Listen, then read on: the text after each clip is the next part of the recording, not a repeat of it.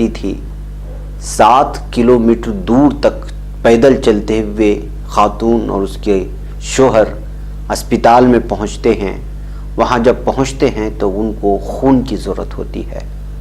कोविड-19 की लॉकडाउन की वजह से वो खून दरियाफ्त नहीं हो रहा था जिस खून की खातून को ज़रूरत थी। बहरकैफ शोहर परेशान हुआ, बीवी को एडमिट किया हॉस्पिटल में और बाहर निकल गया कि जो है किसी तरह से खून का बंदोबस्त कर सके जो उसके ग्रुप से मिलता जुलता है। रास्ते में गए, जाहिर सी बात है उसके पास कोई पास नहीं था, लॉकडाउन की सख्तियां चल रही हैं। पुलिस ने उसको पकड़ लिया और लॉकडाउन की रूल्स तोड़ने पर उसको जो है पूछने लगा, दरियाफ्त किया तो उसने अपनी पूरी कहानी सुनाई। तो उसी वक्त जो नौजवान जो कांस्टेबल उसके पास था उसने कहा कि तुम जिस खून को ग्रुप को ढूंढ रहे हो वो मेरा भी ग्रुप है। फिर वो उसके साथ जाता है, उस खातून को खून देता है। फिर वो खातून एक सेहतमंद बच्चा जन्म देती है और वो भी सेहतमंद होती है। जब ये खबर पहुंचती है एसपी को तो एसपी अपनी जेब से 1000 रुपये निकाल करके उस नौजवान को देता है।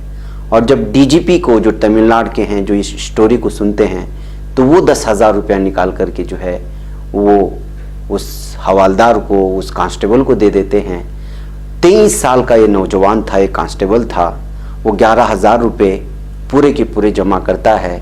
फिर उस माँ की तरफ जाता है जिस माँ ने बच्चों को जन्म दिया था। फिर उसको 11,000 रुपये जो उसको इनाम में मिले थे उसके हवाले करता है और कहता है कि ये लो बच्चा भी हुआ और ये रुपयों का इंतज़ाम भी अल्लाह ताला ने तुम्हें हॉस्पिटल के बिल अदा करने के लिए मुहैया कराया। जानते हो उस नौजवान का नाम क्या है?